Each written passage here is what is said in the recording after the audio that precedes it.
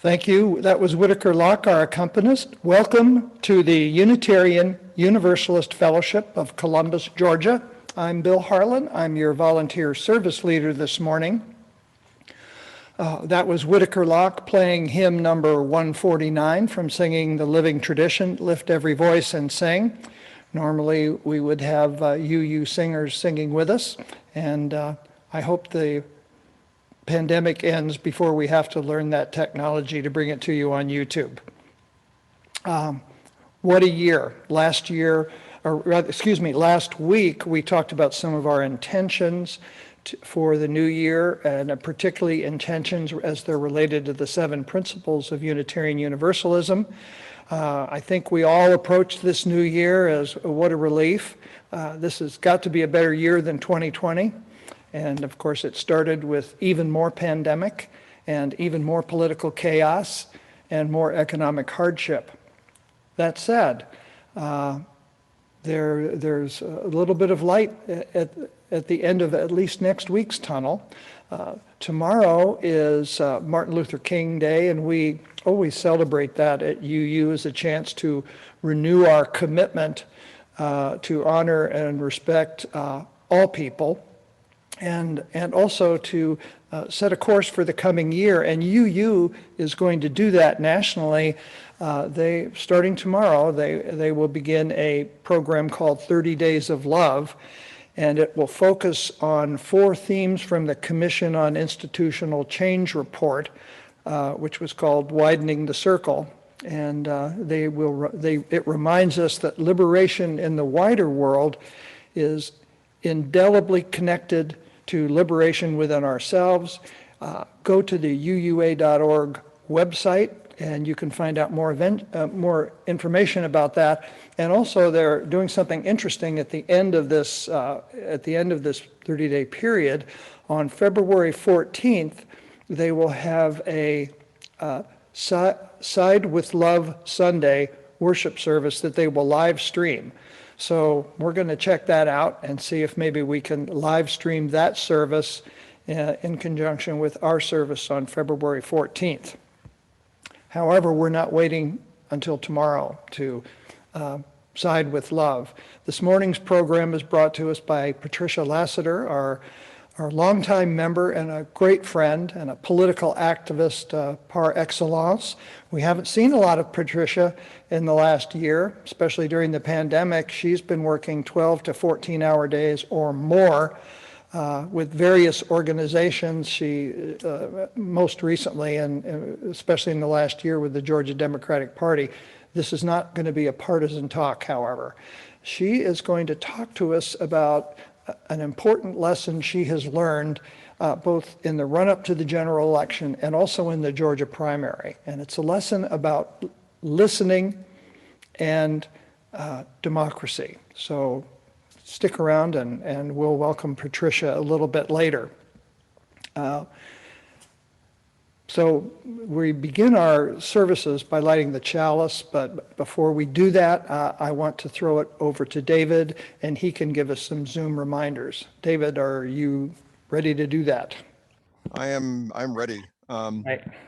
As always, we're recording this and we'll be placing it on YouTube later. So if you're not interested in having your image show up on our YouTube recording, you can click on your stop video button now.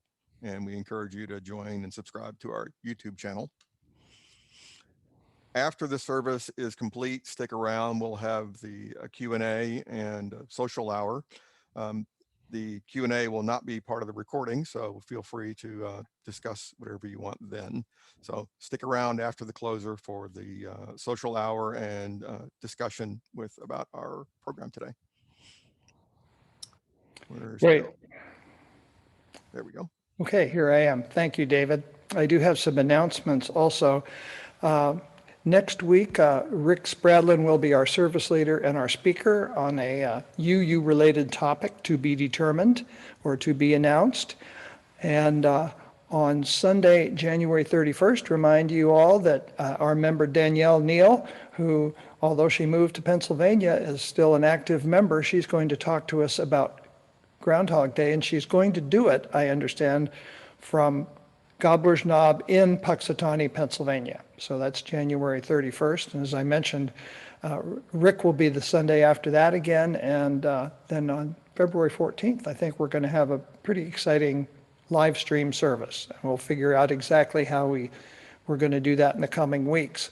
Also want to remind you that our Wednesday night discussion groups on Zoom and our Friday lunches on Zoom have turned out to be really an enlivening and wonderful, spiritually refreshing way to connect with each other. And by spiritually refreshing, I mean just to, tell each other bad jokes and vent and tell each other tales. And you can find out more about that on our website, which is really easy, uUcolumbusga.org. And there's an article, how to YouTube and Zoom, right up near the top of the articles on our website. So please do join us on Wednesday. We have 3 ongoing social action projects which continue.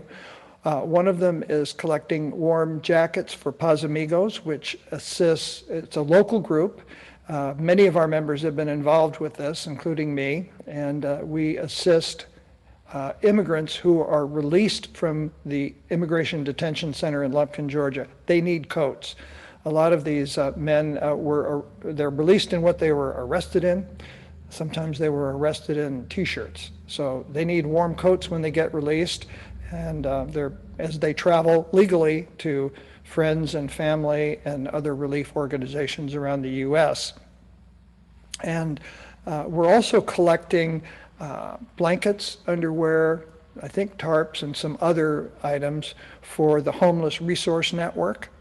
And you can drop both these kinds of donations, either coats for Paz Amigos or items for the Homeless Resource Network, on our front porch. We have 2 big boxes and we empty them regularly. So do that. Monetary contributions are also welcome. If you have questions about that, email us at uufcga@gmail.com. Again, that's uufcga@gmail.com.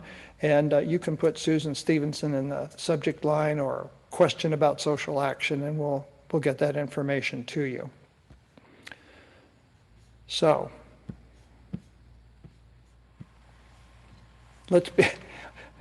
this will not appear on YouTube, this confused service leader wondering around what's next. I know what's next. We need to light the chalice. And in creating my script, I have eliminated that from the script, but I bet I can do it from memory. The chalice symbolizes for us reason, tolerance, and freedom, and also compassion and love.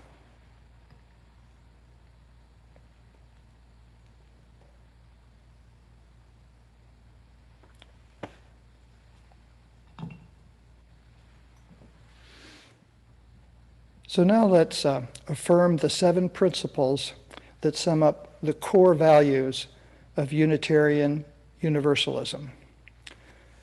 Number 1, the inherent worth and dignity of every person. Number 2, justice, equity, and compassion in human relations. 3, acceptance of one another and encouragement to spiritual growth in our congregations. Number 4, a free and responsible search for truth and meaning. 5, the right of conscience and the use of the democratic process within our congregations and in society at large. 6, the goal of world community and peace the goal of world community with peace, liberty, and justice for all.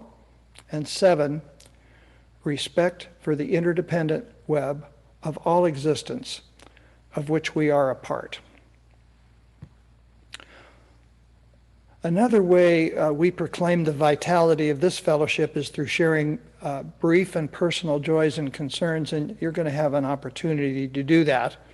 But I'm going to start the ball rolling by lighting a candle for a joy I have I said this year, there's a little bit of hope this week. Well, that includes an inauguration Wednesday of a new president of the United States. And I'm experiencing quite a bit of joy about that, and also concern that that president's going to have a tough road ahead of him. And my concern is all the challenges that he's going to face.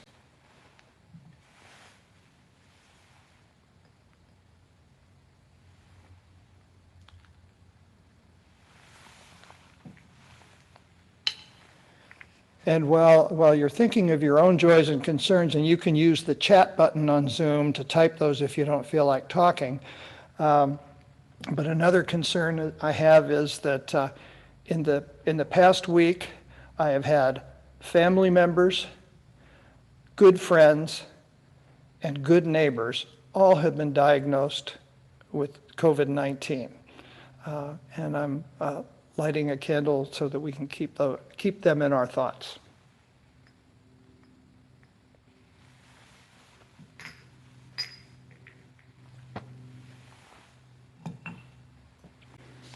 So David and Elise are our virtual ushers. Do we have other people with joys and concerns this morning? Yes, we do. From John Mallory Land, he's asked us to light a candle for his partner Pete's sister-in-law. She was just put in hospice with COVID.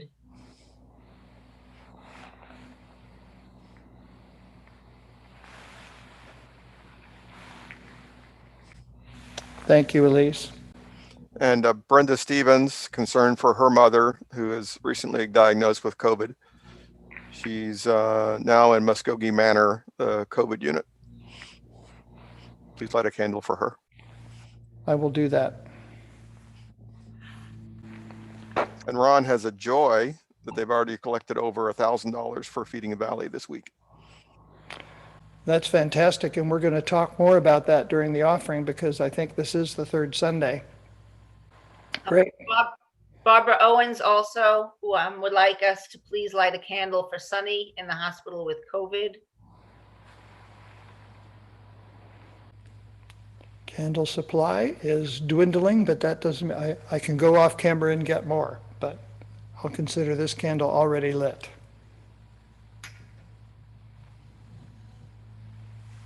Let's move on to another tradition of our fellowship, which is our celebration of life toast by our very own Ed Wilson. As always, we remind everyone that the celebration of life toast is not a sacrament. There's no doctrinal significance. It's just a warm tradition. So you can all join me with a cup and a beverage of your choice, coffee or whatever you happen to be drinking this morning. Please lift your cups. I'll read the toast and you can all join in from home on the last line. We celebrate life with its beauty and its pain.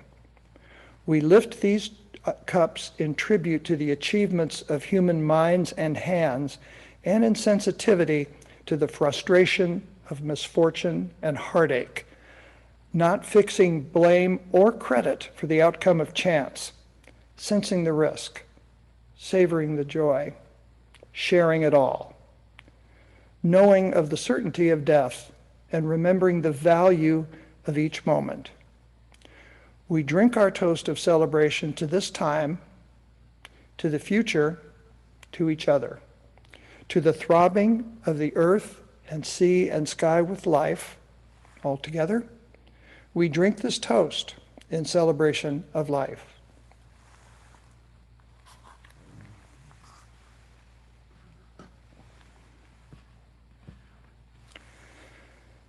This morning's offering will now be given and received in the spirit of grateful fellowship. You can mail your offerings to UUFC at P.O. Box 698, Fortson, Georgia 31808. And I believe that information is appearing in your chat. Elise will put that up. We are still negotiating the repair or replacement of our PayPal account. So please do mail in your contributions. If you happen to accidentally send them to PayPal, they're not lost. PayPal will send us a check for those. There's a little fee for that, but we will get the money. But we should have that little glitch ironed out pretty soon. So while you search for a stamp or an envelope and write out your generous contribution, which I forgot to add, this week, it being the third Sunday, we give away the plate. So all of your contribution will go to Feeding the Valley, which is really the premier food bank in our area, and they are swamped with requests. So it's a huge thing to donate to them now. If you want to donate to Feeding the Valley and maybe double up and donate something to UUFC to keep us going, that's great. Just put it in your subject line of your check, let Ron know, and he will make the appropriate adjustments.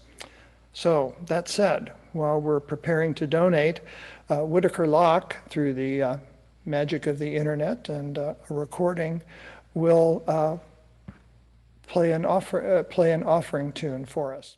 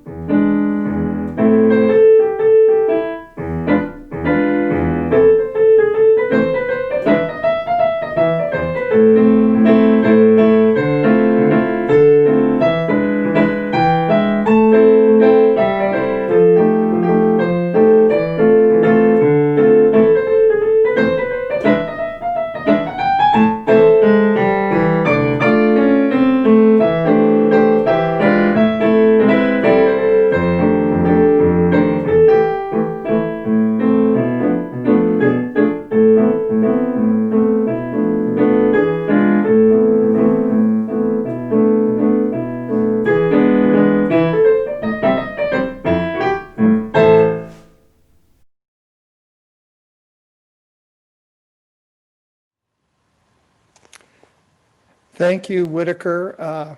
That was fantastic. What a joy and what a find we have in welcoming Whitaker not only as our accompanist but also as an active member of the fellowship. Before we get to our talk, and in preparing for Patricia's talk, I did my own research about listening and its relation to the 7 principles of UU. And of course, Patricia is talking about listening and democracy. And I ran across a video on the internet, which I think would be worthwhile listening to as as an appendix to Patricia's talk. It's John Kabat-Zinn, of course, is kind of a, I hate to use the word guru, but I will anyway. He's a well-known practitioner and teacher of mindfulness. And he has a video about listening as an act of love. And that's a real challenge, to listen and not insert in your listening an I or a me or a myself into your act of listening, but just listening. It's something I'm trying to focus on in this new year, and have to say I'm finding it to be a big challenge. So before we get to Patricia, I just want to do a short reading from John Kabat-Zinn's Wherever You Go, There You Are. We have a dog-eared copy that's someplace in our house, and I know it's around there somewhere. I haven't been able to find it. And lo and behold, a friend from Oregon sent us a brand new copy of it. So I'm just going to read a very short piece, which I found to be really inspiring this weekend. Something to do. During the day, see if you can detect the bloom of the present moment in every moment, the ordinary ones, the in-between ones, and even the hard ones. Work at allowing things to unfold in your life without forcing them to happen and without rejecting the ones that don't fit your idea of what should be happening. And with that, I'll introduce Patricia. I don't think I need to do a big biography of Patricia. She has been working her entire career in human rights, and that includes women's rights, LGBT rights, voting rights especially, really human rights. And she's worked for a number of organizations, and she's always got some new project going. Now, this year, as I mentioned, she has been mainly focusing on working with the Georgia Democratic Party, but she's not really going to be talking about the Democratic Party as such, but about her experiences interacting with voters in this year of pandemic and political chaos.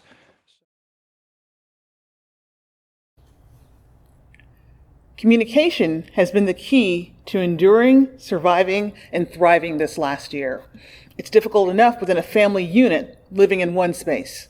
Enter a global pandemic with so much concentration right here in our area, which has impacted how we gather, how we speak to one another, how and what we share.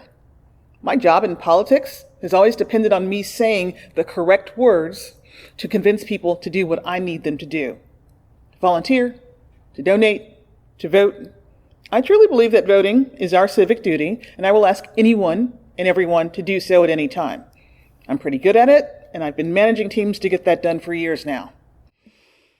Even before the pandemic, we knew that the way we communicate impacted our results. We made a fuss when people from other states came down and told Georgians that we needed to do the way Iowa and Ohio did it.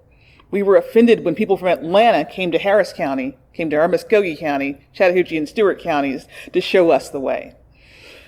With everything functioning on Zoom or via telephone, all of a sudden being told to follow a certain method was less effective this year.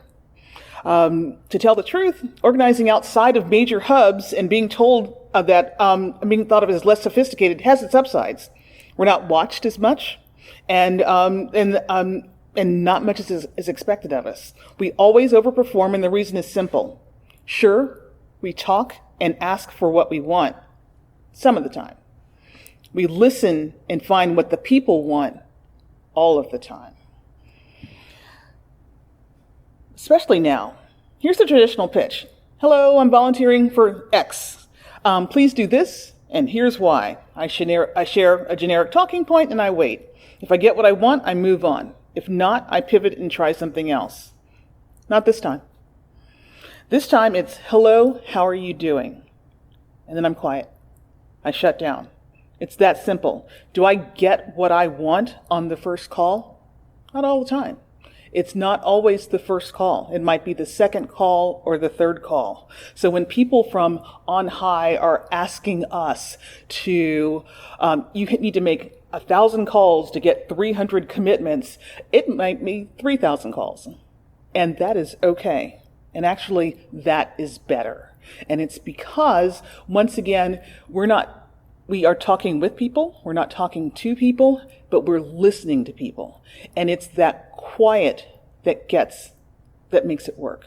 That makes it work. And when we talk about quiet, what do we have to be quiet about right now in Columbus, Georgia? What's gone on this last year? Well, besides the fact that we, every 4 years we have voting and things to do, we're in the midst of a global pandemic. In Columbus, Georgia, in Albany, in places all around us, we have had people that have been impacted so cruelly, sometimes more than anywhere else in the world. So when you call a person up and you're asking for them to volunteer or for their vote, you can't say that first. You have to say, how are you doing? And they might say something like, not so good. And so you don't pivot and say, well, this is a way to make you feel better. Do some voting. We're not there yet. Sometimes not so good means that you have to sit there in the conversation with them and experience it with them. And so you may hang up not having asked them anything. You may have learned something. They may have asked you something, but this is what we did. So I had to hire 70-something people in a couple of weeks for the runoff election. And I had to teach them a different way of doing things. Instead of coming in here and offending as many Georgians as possible, and we're not doing it that way. We're just not going to do it that way. And they didn't want to do it that way either. And so when I opened up to the people that we hired, people that came from all over the country, and I said, what do we do when I talked to this gentleman who said he's lost 9 relatives to COVID? What do you do? It's like, I'll tell you what you don't do. You don't ask him to do anything for you. What you do is you ask him, hey, how do you get through this? I don't talk about my problems. I listen to what they're trying to say. And so what people really want to do, all the people that we talk to, regardless of political affiliation or anything, people want to help. If a person who is in the midst of despair can find a way to help you through something, they will. So it's like, when you wake up every morning, I'm grateful that you're getting out of bed. How'd you do that this morning? That could be the conversation. We had so many of those conversations throughout this entire year. And that is what I think won Georgia. And I'm not talking about voting wise. We're winning the hearts and minds of Georgia because we're winning the hearts and minds of Georgians, because we're letting Georgians know that they matter. What Georgians are we talking about? There are so many. We have, story after story after story. I have people that have worked for me and they've called me and they're crying on the phone because the person that they spoke to has burst into tears because they've never been spoken to so freely and listened to. People were, grown men and women are saying, I've never felt this heard. Now, we shouldn't have to be grown-ups to have to say that, but we've heard it time and time and time again. There is a small town in Putnam County, Georgia, because, as I said, Georgia has 159 counties. There are a lot of big ones, and we're one of the big ones, but there are counties that people never call into. People never knock on their doors and say, how are you doing? And they've wanted that for the longest time. And not just to talk about politics, just to talk about how do you function in a time that is just so unprecedented, when the first thing that you want to do is reach out to your friends and neighbors, and that's the last thing that you can do. So when we are talking to people, and we must knock on doors, we knock on a door, we step back 6 feet, we sort of yell, how are you doing?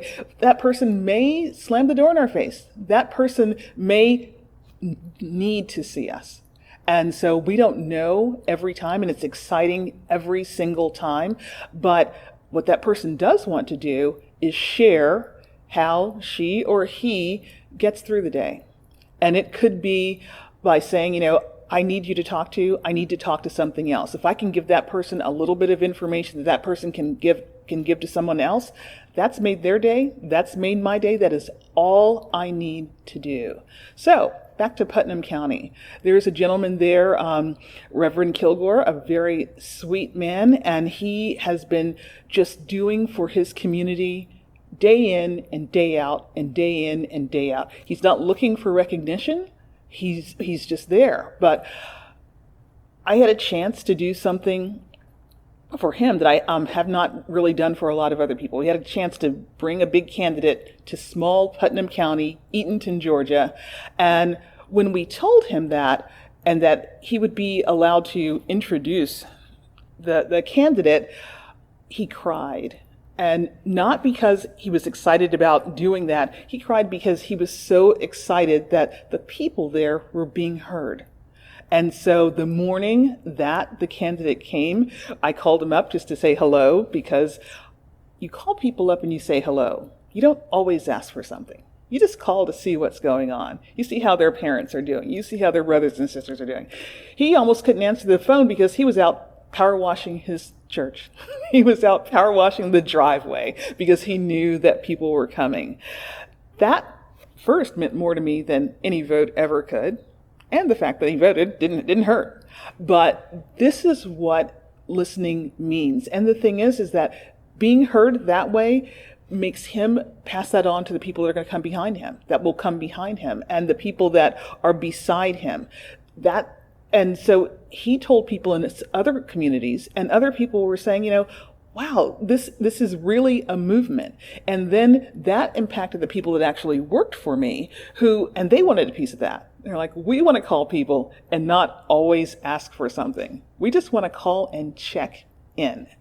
They checked in with the people of Georgia, but they also checked in with each other. They checked in with me. I'm usually always the person that has to check in with everyone around me. And this time, in this particular space, this last year, we've all been checking in with each other. We've been listening to what people had to say. And sometimes it's just silent, because sometimes what has gone on is just so much. I mean, you can only lose so many people, and you just have to be quiet, but you can sit in silence with people. You can experience the silence with people, and that is more powerful than any other thing.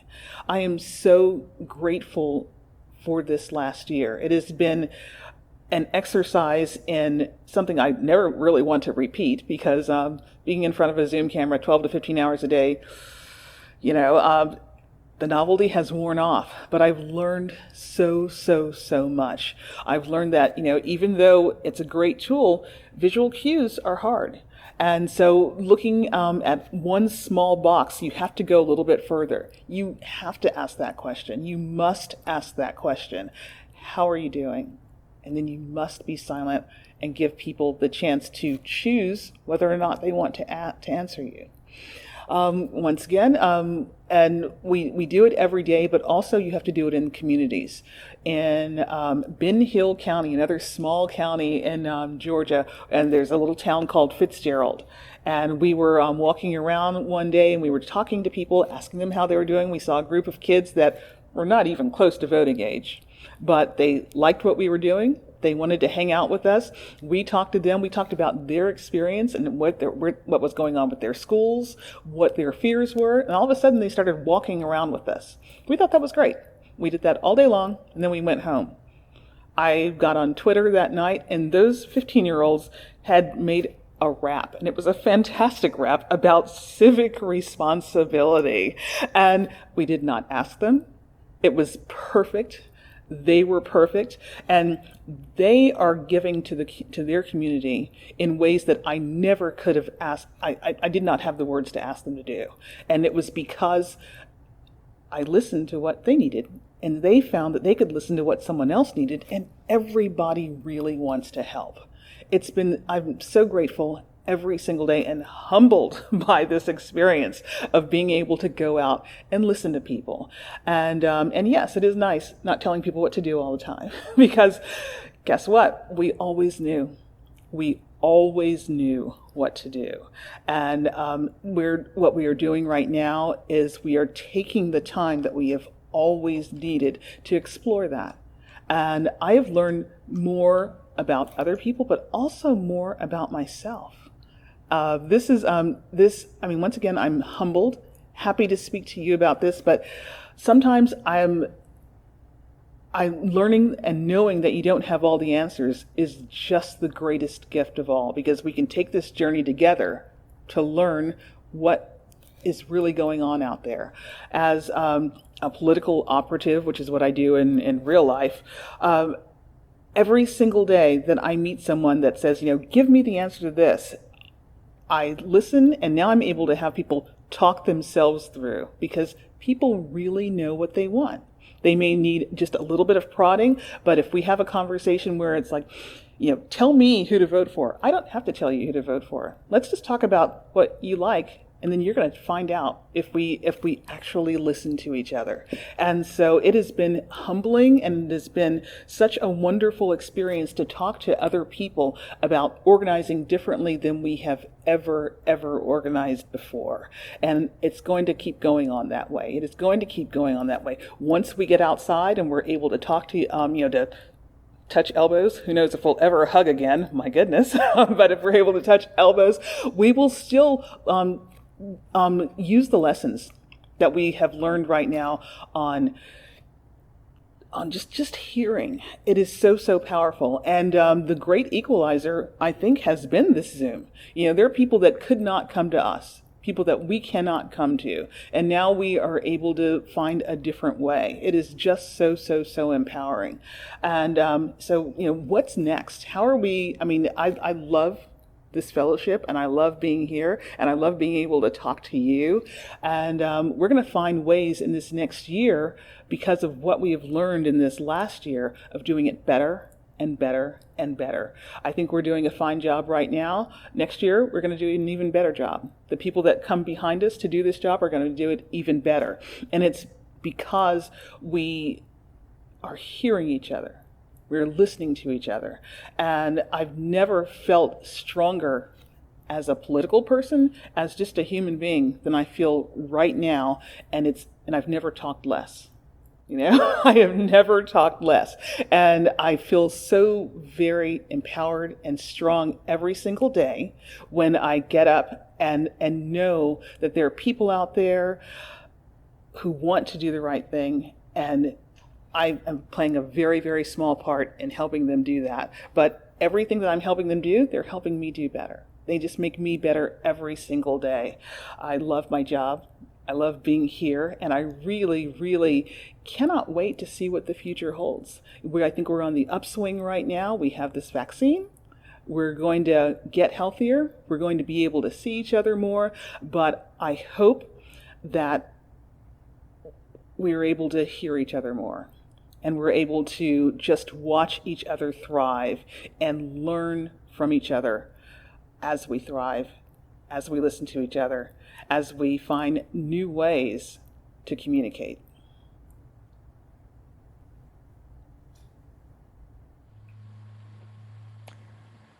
Wow. Thank you so much, Patricia. And Patricia is on the Zoom call. Please do stick around after Whitaker plays the final hymn, and we'll all have a chat and maybe listen to each other. We extinguish the chalice here that it might glow gently in our hearts. May it light your path as we leave this place.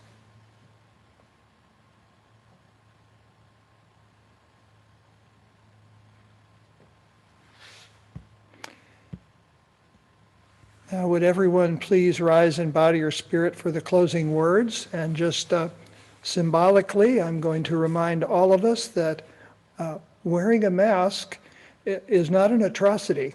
It's an act of kindness and an act of love.